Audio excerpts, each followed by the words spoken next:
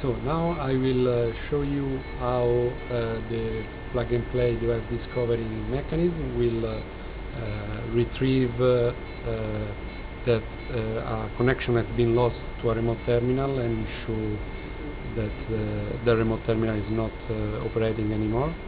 So the software is running, as you can see, and is discovering that there are 3 devices attached to the remote terminal address 1, and is polling periodically to retrieve the information about the network status.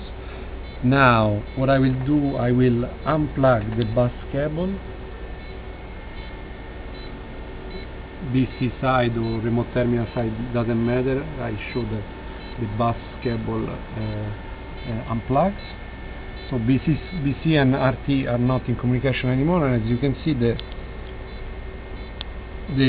device discovery mechanism is able to understand that the RT is not communicating plug-and-play information anymore. Now I will stay on this and I will plug it back, so you can see from the software that once I plug the cable back right now, the information are sent back to the bus controller about the devices attached to the remote terminal. That's it.